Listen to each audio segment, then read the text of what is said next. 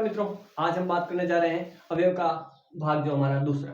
इससे पहले हमने अवयव के ऊपर बात की है, उसकी परिभाषा के ऊपर बात की है, उसके प्रकारों के ऊपर बात की है। आज उसी का थोड़ा सा आगे हम विस्तार करते हैं। देखिए मित्रों, इससे पहले हमने अवयव किसे कहते हैं ये भी पढ़ा था, अवयव के प्रकार कितने हैं ये भी पढ़ा था, और जो अवयव का पहला भाग है हमारा क्रिया विशेषण, उसके बारे में विस्तार पूर्वक जानकारी हमने प्राप्त की है। आज हम देखते हैं अवयव के जो दूसरे भाग हैं उनके बारे में बात करते हैं। जो दूसरे नंबर पे है संबंध बोधक, तीसरे पर है समुच्चय बोधक, उनके ऊपर हम बात करेंगे। अगला जो हमारा विषमयादि बोधक है, निपात है और सकारात्मक नकारात्मक है, उस पर हम आगे बात करेंगे। आज जो मुख्य बिंदु है हमारे सामने वो दो हैं। कौन कौन से? संबंध बोधक और समुच्चय बोधक। आज यहाँ पे मैं विश्लेषणात्मक तरीके से और तुलनात्मक तरीके से आपको बताऊंगा कि समुच्चय बोधक और संबंध बोधक में क्या अंतर है, क्रिया विशेषण और संबंध बोधक में क्या अंतर है, और अवयव विशेष रूप से कहाँ प्रयोग में आते हैं। तो चलिए मित्रों, बात करते हैं आज हमारे ये प्रश्न। उम्मीद करता हूं कि आपने उत्तर दिए होंगे, तो विश्लेषण करते हैं। सीधा सीधा प्रश्नों पर आता हूं। देखिए, पहला जो हमारा प्रश्न है वो है कि वह अविकारी शब्द जो दो शब्दों, वाक्यों अथवा वाक्य खंडों को जोड़ते हैं कहलाते हैं, उन्हें क्या कहते हैं ये बताना हमें। देखिए मित्रों, यूपीपीसीएस, यूपी का जो आरएस का एग्जाम होता है 2012 में, उसमें यह प्रश्न पूछा गया है, तो बहुत ही महत्वपूर्ण प्रश्न है। तो देखिए, परिभाषा पूछी हमें कि एक ऐसा विकारी शब्द है, माफ कीजिएगा, अविकारी शब्द है जो क्या करता है, दो शब्दों को जोड़ता है, दो वाक्यों को जोड़ता है और दो वाक्य खंडों को जोड़ता है, यानी कि वाक्यांश को जोड़ता है। तो वो कौन सा अविकारी शब्द होता है? संबंध बोधक होता है क्या मित्रों? अभी बात नहीं की हमने इस पर। क्रिया विशेषण होता है क्या? जी नहीं, क्रिया विशेषण तो नहीं होता, इस पे हमने बात कर ली। वो तो क्या करता है, क्रिया की विशेषता बताता है, क्रिया से पहले लगता है। अच्छा, समुच्चय बोधक, तो बात आ रही है अब संबंध बोधक होगा या समुच्चय बोधक होगा। तो पहले मित्रों बात कर लेते हैं कि संबंध बोधक क्या होता है और समुच्चय बोधक क्या होता है। आगे हमारा प्रश्न भी आएगा इन दोनों के अंतर के बारे में। देखिए मित्रों, संबंध बोधक जो है वो संबंध बताएगा। किसका संबंध? सर्वनाम व संज्ञा का क्रिया के साथ में क्या संबंध है, वो संबंध बताएगा। और समुच्चय बोधक क्या करेगा? समुच्चय बोधक एक दूसरे शब्दों को जोड़ता है, एक संज्ञा को दूसरी संज्ञा से, एक वाक्य को दूसरे वाक्य से, एक शब्द को दूसरे शब्द से, एक वाक्यांश को दूसरे वाक्यांश से जोड़ने का कार्य करता है, मिलाने का कार्य करता है। तो जोड़ने का कार्य करेगा, मिलाने का कार्य करेगा, वो क्या कहलाएगा? हमारा समुच्चय बोधक होगा। तो इसका सही विकल्प हमारा क्या है? स है। क्या है मित्रों? श। क्योंकि ये क्या करता है? संबंध का बोध करवाता है, संबंध के बारे में बताता है कि संज्ञा या सर्वनाम का क्रिया के साथ में क्या संबंध है, और ये क्या करता है, ये शब्दों को जोड़ता है, आपस में वाक्यों को जोड़ता है। तो देखिए मित्रों, जब हम वाक्य पढ़ेंगे तो उसमें हमारे वाक्य आएंगे, तो उन वाक्यों में भी हम अध्ययन करेंगे कि समुच्चय बोधक अवयव क्या होते हैं। आगे बात करूंगा इसके बारे में। अगला प्रश्न लेते हैं। दूसरा प्रश्न है, पानी में, ध्यान से समझिएगा प्रश्न को, पानी में थोड़ी बर्फ डालकर उसे धीरे धीरे हिलाओ ताकि, देखिए एक वाक्य आ गया, उसके बाद में दूसरा वाक्य जुड़ रहा है। पानी में थोड़ी बर्फ डालकर उसे धीरे धीरे हिलाओ ताकि वह जल्दी ठंडा हो जाए। बताना क्या है? वाक्य में समुच्चय बोधक अवयव बताना है, कौन सा है। तो मित्रों, इससे पहले हमने अभी परिभाषा पढ़ी थी समुच्चय बोधक की, कि समुच्चय बोधक क्या करता है, या तो दो शब्दों को जोड़ेगा, या दो वाक्यों को जोड़ेगा, या फिर दो उपवाक्यों को, यानी कि वाक्यांश को भी जोड़ सकता है। तो यहां पे देखते हैं क्या होता है। सबसे पहले आप ये देखिए कि कौन कौन से अवयव प्रयोग हुए हैं। विकल्प क्या क्या हमारे सामने देखिए, थोड़ी, धीरे धीरे, ताकि और जल्दी। देखिए थोड़ी यहां पे आया है, थोड़ी बर्फ, कितनी बर्फ? थोड़ी बर्फ। बर्फ से पहले आया है तो ये क्या हो गया हमारा? विशेषण हो गया ये। तो चलिए, ये विशेषण हो गया हमारा।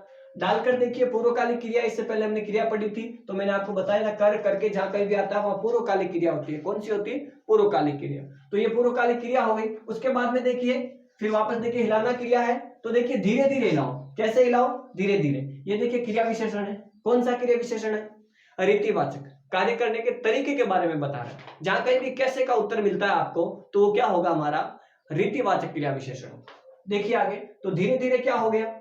रीतिवाचक क्रिया विशेषण है। तो ये भी विकल्प हमारा गलत है, ये भी विकल्प गलत है। आगे क्या देखिए, ताकि, क्या कर रहा है मित्रों?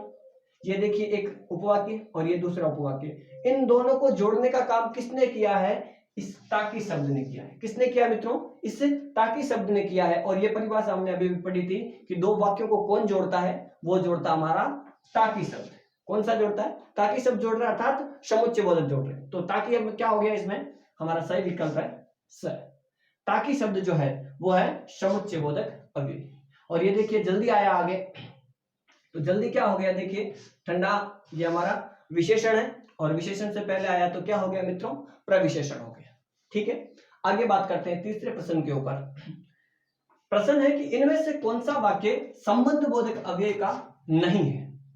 मित्रों 4 विकल्प है हमारे सामने, उनमें से 3 विकल्प तो संबंध बोधक के हैं और एक विकल्प जो है उसमें संबंध बोधक का प्रयोग नहीं हुआ है। तो हमें देखना होगा पहले तो संबंध बोधक क्या होता है, इसके बारे में मैं पहले ही बता चुका हूं आपको कि ये क्या करता है, ये संज्ञा या सर्वनाम की क्या करता है, संबंध का बोध करवाता है कि क्रिया के साथ में उनका क्या संबंध है। तो देखिए पढ़ते हैं, यहाँ पे मित्रों मैं बात करूंगा कि संबंध बोधक और क्रिया विशेषण में क्या अंतर है। इनको हमें बेसिक रूप से बारीकी से समझना जरूरी है, क्योंकि प्रश्न सादे सादे नहीं आएंगे, सरल प्रश्न नहीं आएंगे परीक्षा में, ऐसे ही प्रश्न पूछे जाएंगे जो तुलनात्मक तरीके से समझना होगा हमें। देखिए पहला विकल्प है घर के अंदर लड़की बैठी है।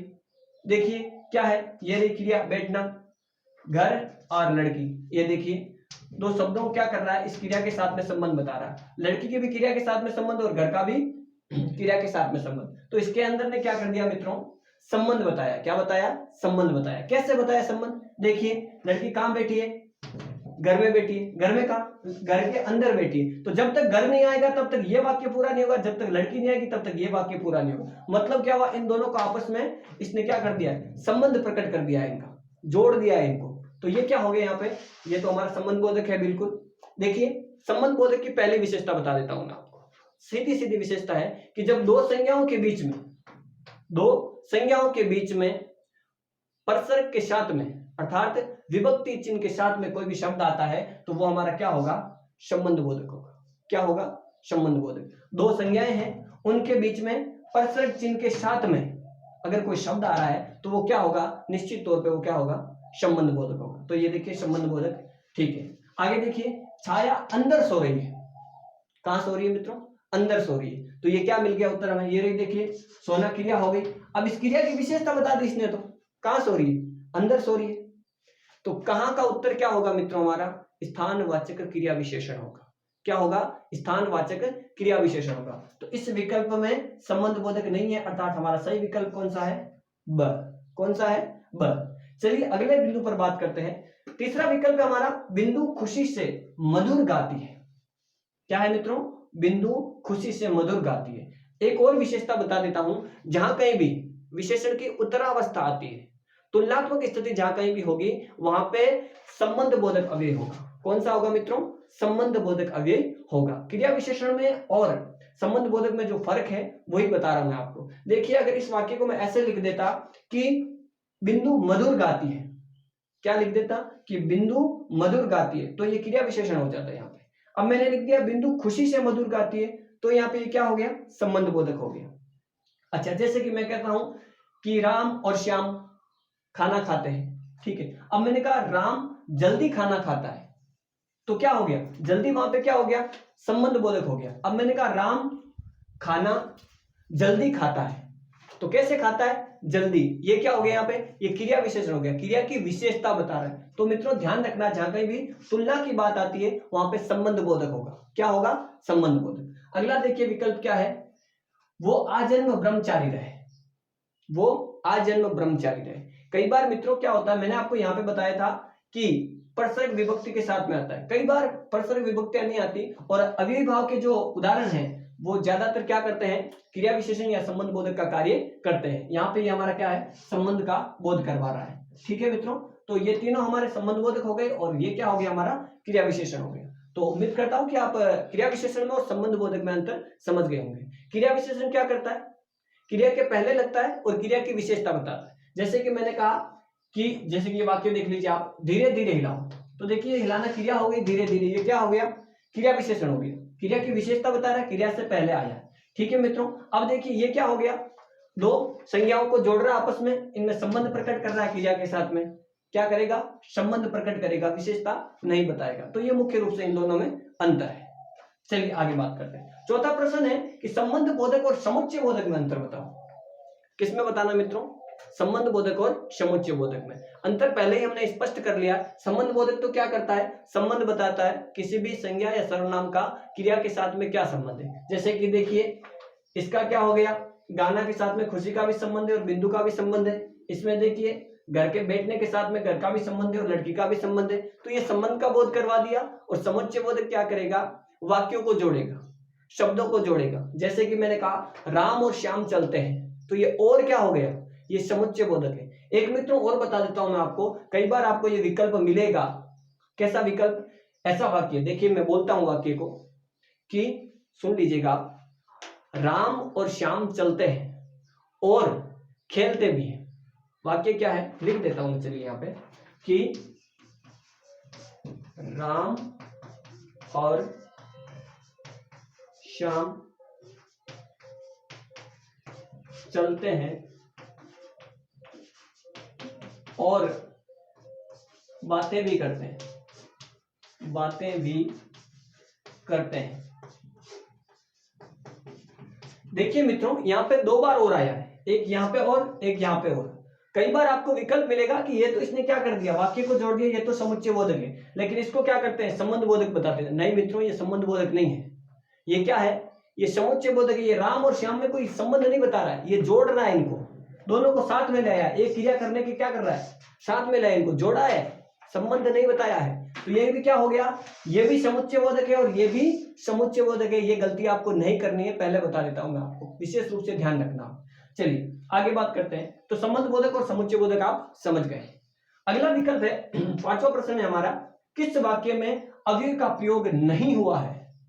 मतलब तीन विकल्प ऐसे हैं जिनमें अव्यय का प्रयोग हुआ है, एक विकल्प ऐसा है जिसमें अव्यय का प्रयोग नहीं हुआ है। मित्रों बार बार मैं आपको कह रहा हूं, ऐसे जो नकारात्मक प्रश्न आते हैं उन पे विशेष रूप से ध्यान रखना। देखिए क्या पूछा है, नहीं हुआ है। क्या पूछा है मित्रों, नहीं हुआ है। तो देखते हैं, देखिए दीप ने कपड़े और जूते खरीदे। क्या किया मित्रों, दीप ने कपड़े और जूते खरीदे। देखिए और आ गया, समुच्चय बोधक है हमारा, बताने की जरूरत नहीं आपको। घर के सामने देखिए तालाब और घर, दो संज्ञा शब्द आ गए, इनके बीच में देखिए सामने शब्द आया, तो ये क्या होगा, संबंध बोधक। और भी इसकी विशेषता क्या है कि कारक चिन्ह आ गया साथ में। परसरक या विभक्ति चिन्ह या कारक चिन्ह जब भी साथ में आएगा किसी शब्द के और वो दो संज्ञाओं के बीच में होगा तो वो क्या होगा, संबंध बोधक होगा। क्या होगा, संबंध बोधक। जैसे कि मैंने कह दिया, के सामने, के अंदर, के बाहर, के भीतर, कुछ भी कह दो, मैं अंदर या जैसे भी आप। चलिए आगे देखिए, अगला है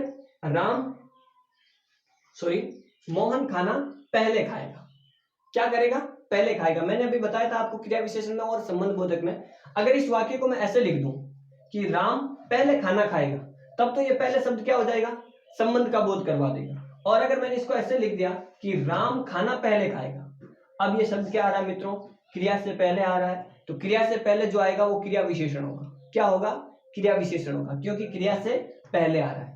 और अगर यही संबंध बोधक होगा तो कब आएगा, दो संज्ञाओं के बीच में आएगा। तो यहाँ पे क्या है, क्रिया विशेषण है। अगर इस वाक्य को मैं ऐसे लिख दूं कि मोहन पहले खाना खाएगा, तो ये क्या हो गया, ये संबंध का बोध करवा रहा है। क्या करवा रहा है, संबंध का बोध। चलिए अगला विकल्प आप समझ गए होंगे, तीन तो हमारे अब ये है, समुच्चय बोधक हो गया, संबंध बोधक हो गया और ये क्रिया विशेषण हो गया। अब देखिए, आप अच्छे हो, विकल्प भी है और ये सही बात भी है कि आप अच्छे हो। तो ये क्या हो गया हमारा, साधारण सा इसमें ये विशेषण हो गया और ये आप हो गए। ठीक है, तो इसमें आपके अव्यय का प्रयोग नहीं हुआ। तो सही विकल्प कौन सा हमारा, ये हमारा सही विकल्प है। उम्मीद करता हूं मित्रों आपको समझ में आ गया होगा।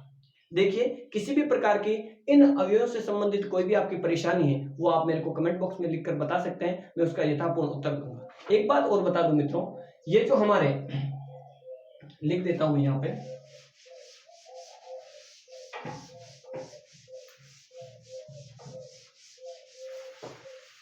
ये जो हमारे कारक चिन्ह है कौन कौन से, ने, को, से, के द्वारा, ये सभी के सभी मित्रों, इनमें भी इनके रूप में क्या होता है, लिंग वचन के कारण कोई बदलाव नहीं होता है। इस कारण से ये भी हमारे संबंध बोधक में काम आते हैं, सिवाय किसके, का, के, की को छोड़ करके, का, के, की, इनको छोड़ करके बाकी इनमें बदलाव आता है। इसलिए ये भी क्या करते हैं, अव्यय का रूप लिए रहते हैं, तो इनको भी हम अव्यय के रूप में ले सकते हैं। चलिए मित्रों, आज के कुछ प्रश्न देखिए एक पूछा गया है मैंडेटरी और इन्वेस्टिगेशन क्या अर्थ होता है, लिख देता हूं मित्रों में, देख लीजिए आप। MANDATORY